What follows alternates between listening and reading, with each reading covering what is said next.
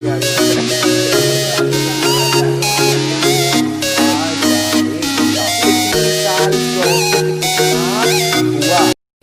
Students, स्वागत है आपका मेरे चैनल कॉमर्स गुरुजी पर। और जो हमारा क्लास 11th का चैप्टर चल रहा था emerging modes of business, last video में हम लोगों ने ऑनलाइन ट्रांजैक्शंस के बारे में पढ़ा था। आज हम पढ़ने वाले हैं security and safety of E business. यानी कि security of safety of E business में क्या पढ़ेंगे? The security problem of e commerce can be broadly discuss in the following 3 categories. जो हमारा ई बिजनेस होता है, ऑनलाइन के थ्रू बिजनेस होता है, उसका जो सिक्योरिटी प्रॉब्लम होती है वो 3 कैटेगरी में आई है। सबसे पहला एक रिस्क होता है उनके लिए ट्रांजैक्शनल रिस्क। ट्रांजैक्शनल रिस्क क्या होता है? पहला है डिफॉल्ट ऑन ऑर्डर टेकिंग या गिवन। सेलर में deny that customer ever place the order. हो सकता है सेलर मना कर दे कि अरे ऐसा तो कोई ऑर्डर लगा ही नहीं है। या default on delivery, sometime goods में be delivered at wrong address और गुड्स अदर देन ऑर्डर में ऑल्सो भी डिलीवर। कभी कभी क्या होता है, या तो गुड्स आपके गलत एड्रेस पर पहुंच जाते हैं या गुड्स कहीं कुछ मंगाया था और आगे कुछ और, है ना। Default on payment, sometimes the seller does not get the payment for the goods supply where the customer claimed that the payment was made। कभी कभी ऐसा होता है कि कस्टमर तो कह रहा है उसने पैसा दे दिया, लेकिन सेलर मना कर रहा है हमारे पास पैसा नहीं आया। इन सभी प्रॉब्लम्स को खत्म करने के लिए the seller must confirm that the customer has entered the correct information from the cookies. Cookies are just like caller ID in telephone which provide information like customer name, address, previous purchase record, etc.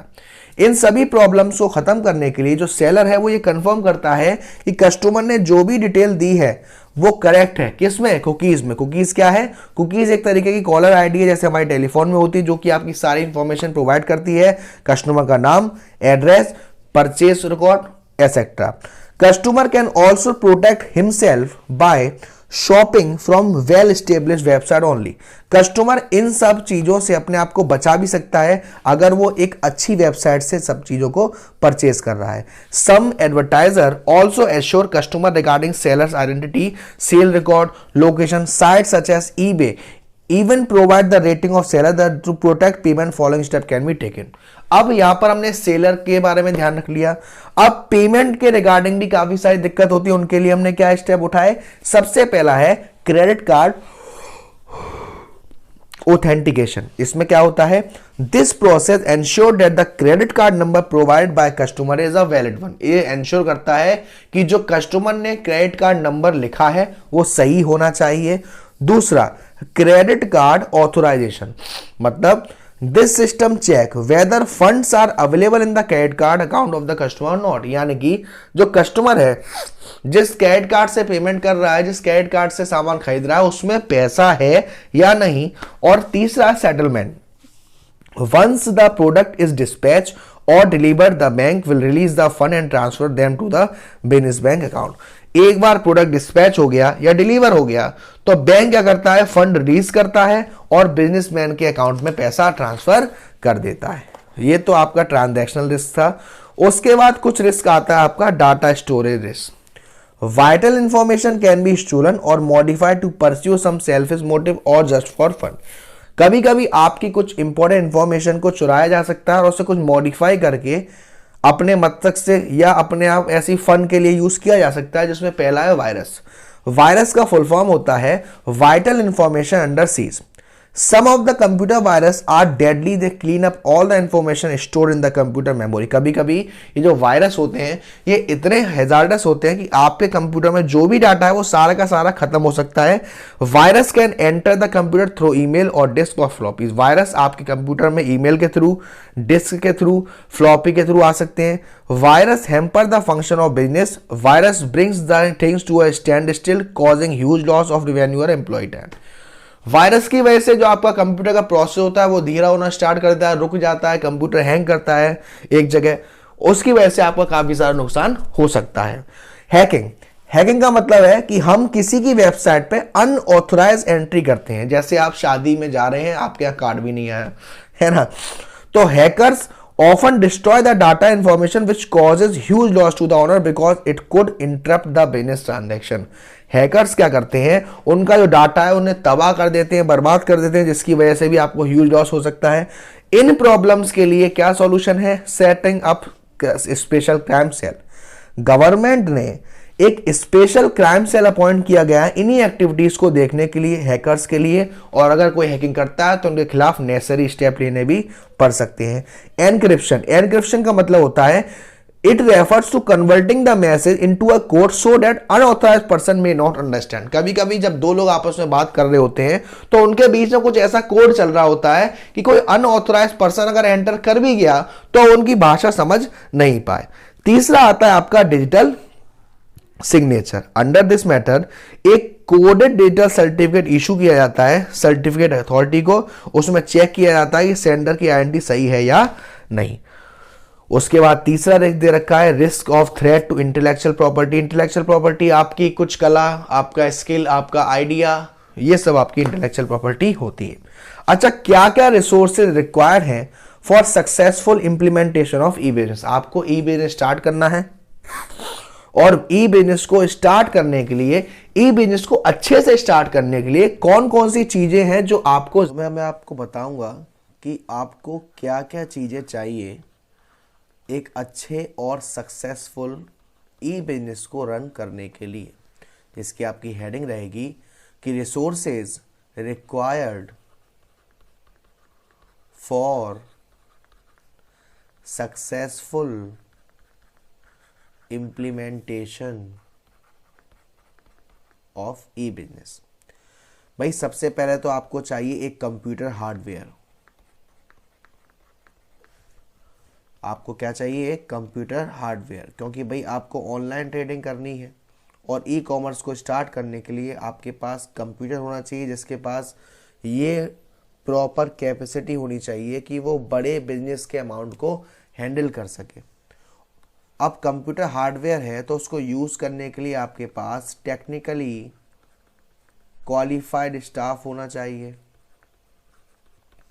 जो आपका staff है वो technically qualified होना चाहिए। Technically qualified मतलब internet में transaction कर रहे हैं, इसके थ्रू कैसे ट्रांजैक्शन किया जाएगा, कैसे नहीं किया जाएगा, वो सारी नॉलेज आपके पास होनी चाहिए। थर्ड, आपको पेमेंट रिसीव करने का कंप्यूटराइज सिस्टम होना चाहिए आपके पास, computerise system of receiving payment. भाई आपको कोई ऑनलाइन पेमेंट करना चाहता है तो वो होना चाहिए। एक वेबसाइट होनी चाहिए आपकी जो काफ़ी वेल डिज़ाइन हो। वेल डिज़ाइन का मतलब अट्रैक्टिव हो, वेल डिज़ाइन वेबसाइट हो आपकी एक। और टेली कम्युनिकेशन फैसिलिटी हो। टेली कम्युनिकेशन फैसिलिटी का मतलब होता है कि अगर किसी पर्सन को ट्रेड करते में दिक्कत आ रही है तो वो डायरेक्ट आपको कॉल करके आपसे अपनी प्रॉब्लम को सॉर्ट आउट कर सके। इतना करने के बाद एक कंसेप्ट है जिसको हम कहते हैं आउटसोर्सिंग कंसेप्ट। इस आउटसोर्सिंग कंसेप्ट में क्या होता है, कई सारे बिजनेस जो सेक्टर होते हैं, कई सारे सर्विस सेक्टर ऐसे होते हैं जो अपने काम को दूसरों से करवाते हैं, और ये लोग जो दूसरों का काम करते हैं इनको हम कहते हैं BPO, business process outsourcing. BPO में क्या होता है, ये लोग दूसरे लोगों को अपना काम दे देते हैं और दूसरी एजेंसी इनका काम करती हैं, जैसे कि खाते मेंटेन करना, एडवर्टाइजमेंट करना, ये सारे काम हमारे बीपीओ में बेसिकली आते हैं। तो बीपीओ में इसके फीचर्स आप क्या क्या कह सकते हो कि बीपीओ में कॉन्ट्रैक्टिंग होती है। बीपीओ में बेसिकली वो एक्टिविटी करी जाती हैं वो जो ज़्यादा इम्पोर्टेंट नहीं होती, जैसे सिक्योरिटी सर्विसेज, सैनिटेशन सर्विसेज, है ना।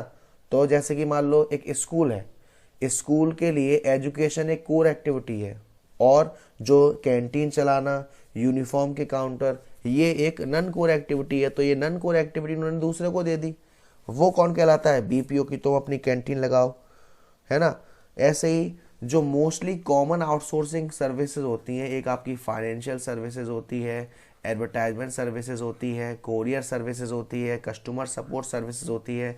इसके लिए बेसिकली बीपीओ का इस्तेमाल किया जाता है। अब इसके एडवांटेज क्या है, भाई जब हम अपना काम दूसरों को दे देंगे, कुछ अपना वर्कलोड दूसरों को दे देंगे, तो हम अपने वर्क पर फोकस कर सकते हैं, फोकसिंग ऑफ अटेंशन। हमारी जो कॉस्ट है वो रिड्यूस होगी, रिडक्शन इन कॉस्ट, हमारे काम में और निखार आएगा, ये सारी चीज़ें आती हैं। अब इसका स्कोप क्या है सर? बेसिकली मैं एक एग्जांपल के तरीके से समझाऊं कि आपका एक बिजनेस है और उस बिजनेस में आपकी दो एक्टिविटी होंगी।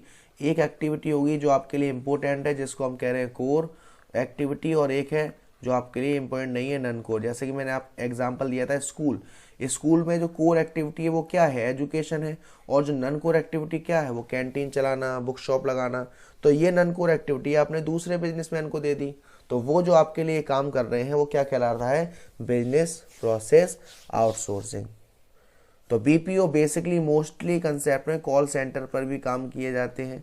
तो बीपीओ पॉपुलरली इसको हम कॉल सेंटर भी कहते हैं, जो हमारे कस्टमर को बताते हैं कि आपको क्या दिक्कत है, क्या समस्या है, उनको हैंडल करते हैं। इसके 4 की सेगमेंट होते हैं, मैन्युफैक्चरिंग, रिसर्च, कॉन्ट्रैक्ट सेल, ये सब।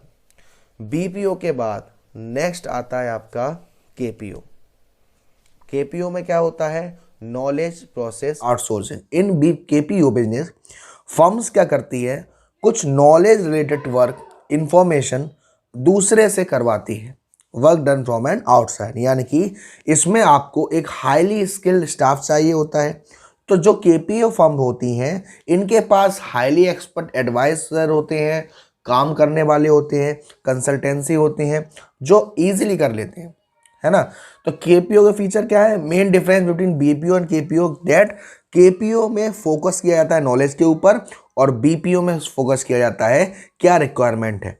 दूसरा, केपीओ का जो मेन एम होता है वो होता है क्लाइंट की वैल्यू को क्रिएट करना और बिजनेस को एक्सपर्टाइज करना। केपीओ में क्या होता है? केपीओ में इन्वॉल्व किया जाता है एडवांस एनालिटिक थिंकिंग। आप में कोई ना कोई स्किल होनी चाहिए, हाई स्किल होनी चाहिए। केपीओ से आपकी एफिशिएंसी इंक्रीज होती है। केपीओ से ये सारी सर्विस आपको मिलती है, research service, legal service, patent service, data analytics, editorial process, valuation etcetera. ठीक है ना। उसके बाद आपकी नेक्स्ट हेडिंग आती है कि sir smart card and ATM meaning and utility. Smart card क्या है? स्मार्ट कार्ड एक स्मॉल प्लास्टिक कार्ड होता है जिसमें एक मेमोरी चिप होती है और इसका एक माइक्रो प्रोसेसर और बैटरी होता है, जो इसकी इंफॉर्मेशन को जिस अकाउंट से लिंक होता है वहाँ तक पहुँचाता है। It looks like and also work like a credit card but it is not having magnetic chip on it's back. Credit card में भी ऐसा होता है लेकिन उसके पीछे मैग्नेटिक चिप नहीं होती।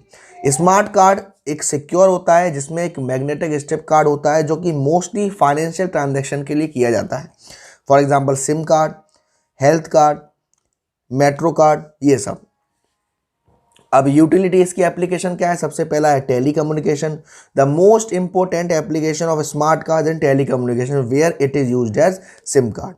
सिम का मतलब सब्सक्राइबर आइडेंटिटी मॉड्यूल, ये सिम का फुल फॉर्म होता है। Loyalty and store value, various जो चेन स्टोर्स होते हैं वो डिस्काउंट ऑफर करते हैं। वो एक कार्ड देते हैं कि भाई आपने देखा होगा किसी मॉलों में कि ये कार्ड ले लो, अगली बार से जब भी आओगे तो 5 से 10% उस पर डिस्काउंट मिलेगा। E commerce, smart card are very often use in e commerce for storing information of customer also for making payment. Smart card में क्या होता है? स्मार्ट कार्ड में जो आप ई कॉमर्स करते हो, बिजनेस करते हो, उसके भी ट्रांजेक्शन रिकॉर्ड किए जा सकते हैं। Bank issue smart card, bank के द्वारा जो हमें डेबिट कार्ड, क्रेडिट कार्ड मिलते हैं वो, और medical health care card. Next है आपका एटीएम। एटीएम क्या है? एटीएम की फुल फॉर्म बचपन में आपने सुना होगा ऑल टाइम मनी, वो नहीं होता। एटीएम की full form automated teller machine होता है। The person who make payment and accept deposit in bank is known as teller. Teller कौन है? वो पर्सन जो पेमेंट को देता है और डिपॉजिट को एक्सेप्ट करता है, वो टेलर होता है। तो एटीएम क्या होता है? एटीएम रेफर टू मैकेनिकल, यानी कि अपने आप ही वर्क करता है, 24 आवर काम करता है बेसिकली। लेकिन किसी किसी एरिया में 24 आवर तो छोड़ो, 24 मिनट काम नहीं करता, पैसा कभी नहीं पाया जाता। तो एटीएम के 2 टाइप हैं, आपके 2 फंक्शन होते हैं। ATM basic unit which allow the customer to only withdraw cash and receive a report. एक एटीएम का काम होता है कि आप पैसा निकाल सकते हैं और उससे रिपोर्ट अपनी फाइंड आउट कर सकते हैं। एक होता है कॉम्प्लेक्स एटीएम में आप डिपॉजिट कर सकते हैं, क्रेडिट फैसिलिट कर सकते हैं, क्रेडिट कार्ड का पेमेंट कर सकते हैं। तो ये 2 तरीके के प्रोसेस होते हैं। तो यहाँ पर आपका जो चैप्टर था इमर्जिंग मोड्स ऑफ बिजनेस यहाँ फिनिश होता है। जैसे इसका आगे हो जाएगा, अब हम इसके बाद नेक्स्ट चैप्टर करेंगे। Thank you so much.